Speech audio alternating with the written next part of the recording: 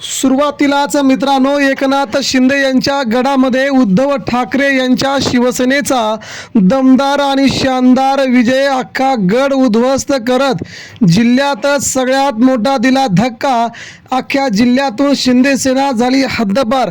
ठाकरेंचा जवळजवळ 27 जागांपैकी 27 जागी झाला मित्रांनो प्रचंड मोठा विजय. भाजपच्या सोबतीनं उद्धव ठाकरे आणि महाविकास आघाडीने अखेर एकनाथ शिंदे यांची शिवसेना आणि त्यांच्या पक्षाला अखेर त्यांच्याच जिल्ह्यात, होय एकनाथ शिंदेंच्याच जिल्ह्यामध्ये अखेर त्यांना चितपट करत त्यांचा दारुण पराभव केलाय.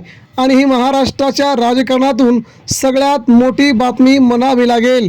मित्रांनो, कुठे झालाय पराभव, कोण कोण जिंकले, किती जागांवरती झालाय पराभव आणि उद्धव ठाकरे आणि भारतीय जनता पार्टीने कसा केलाय त्यांच्या गडामध्ये सर्वात मोठा उद्ध्वस्त, त्यांचा गड केलाय उद्ध्वस्त, बातमी जाणून घेऊया.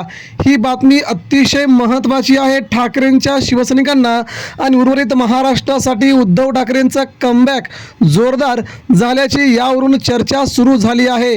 उद्धव ठाकरे दरवेळेस प्रत्येक वेळी कमबॅक करतात, हा महाराष्ट्राचा इतिहास आहे. उद्धव ठाकरेंच्या शिवसेनेचे 2-3 तुकडे केले, परंतु लोकसभेला उद्धव बाळासाहेब ठाकरे यांनी असं कमबॅक केलं की भारतीय जनता पार्टी आणि एकनाथ शिंदेची शिवसेना कुठे राहिली हे त्यांना देखील कळालं नाही. शिवसेना फोडल्याच्या नंतर, पक्ष चोरीला गेल्याच्या नंतर उद्धव ठाकरेंच्या अधिपत्याखाली पहिलीच लोकसभा निवडणूक पार पडली. ती लोकसभा निवडणूक पार पडल्याच्या नंतर पहिल्यांदा झटका बसला तो भाजपला आणि दुसरा झटका बसला तो एकनाथ शिंदे यांना. मित्रांनो, ही लढाई सोपी नव्हती, परंतु उद्धव ठाकरेंनी आपल्या खंबीर कार्यकर्त्यावरती, शिवसैनिकांवरती विश्वास दाखवला. तो विश्वास सार्थ ठरवत ही लढाई उद्धव ठाकरेंनी जिंकली होती. परंतु आजचा विजय मात्र मित्रांनो हा उद्धव ठाकरेंसाठी खूप महत्त्वाचा मानला जातोय, कारण की एकनाथ शिंदेंनी उद्धव ठाकरेचे 6 खासदार फोडले आहेत. इतर आमदारही आता एकनाथ शिंदेंच्या जवळ जाणार.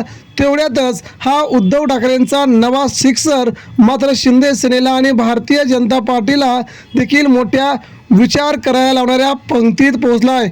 भाजपला मुळातच एकनाथ शिंदेंची शिवसेना मोठी झालेली आवडत नाही, कारण की भाजपला पुढील काळामध्ये विरोधक म्हणून एकनाथ शिंदेंची शिवसेनाच असणार आहे.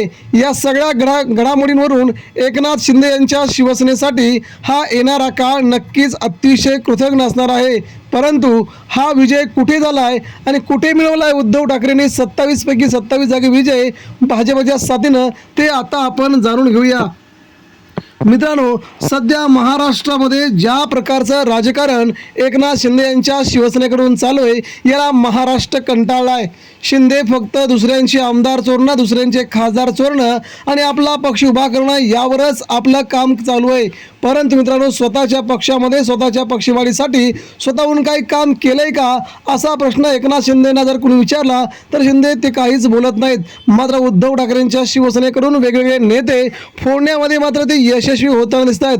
परंतु आता मात्र एकनाथ शिंदेंना त्यांच्याच सातारा जिल्ह्यामध्ये जबर धक्का बसलाय. सातारा जिल्हा हा एकनाथ शिंदे यांचा स्वतःचा जिल्हा आहे. स्वतःच्या जिल्ह्यामध्ये दरेगावामध्ये एकनाथ शिंदे वारंवार जात असतात. मात्र साताऱ्यामध्ये एकनाथ शिंदेंना हा बसलेला जबर धक्का आहे. सातारा जिल्हा मध्यवर्ती DCC बँकेची निवडणूक नुकतीच पार पडली. या DCC बँकेच्या निवडणुकीमध्ये शिंदेगडाचे नेते असणारे आणि सातारा जिल्ह्याचे पालकमंत्री असणारे शंभूराज देसाई यांना मात्र सगळ्यात मोठा धक्का बसलाय. शंभूराज देसाई यांची वर्णी लागली असताना त्यांच्याच तालुक्यात, त्यांच्या जिल्ह्यामध्ये मात्र शिंदेगडाला खातं देखील खोलता आलं नाही.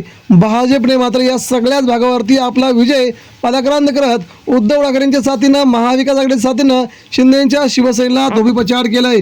आणि ही एवढी साधी सोपी गोष्ट नव्हती, कारण एकनाथ शिंदेंचा बालेकिल्ला हा सातारा जिल्हा आहे. स्वतःचं गाव असताना त्या जिल्ह्यामध्ये सगळ्याच्या सगळ्या जागी हा दारुण पराभव मात्र आगामी काळामध्ये उद्धव ठाकरेंना आणि भाजपला जवळ आणण्याचा प्रयत्न करतोय का, ही गोष्ट सध्या तेवढीच महत्त्वाची आहे मित्रांनो. म्हणजेच राज्याचं राजकारण सध्या उद्धव ठाकरे आणि भाजपच्या दिशेनं फिरतंय.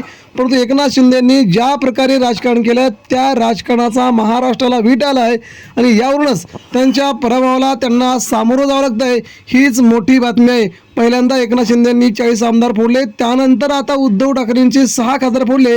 आता मात्र महाराष्ट्राला एकनाथ शिंदेंवरचा विश्वास उडाल्याचं चित्र निर्माण झालंय. या फोडाफोडीच्या राजकारणामध्ये महाराष्ट्र कधीच नव्हता, मात्र एकनाथ शिंदेंनी ज्या प्रकारे सपाटा चालू केलाय त्याला मात्र महाराष्ट्र कधी माफ करणार नाही. आगामी निवडणुकांमध्ये एकनाथ शिंदेच्या शिवसेनेला खूप मोठे धक्क्यावर धक्के बसतील, ही मात्र तेवढीच महत्त्वाची बाब आहे.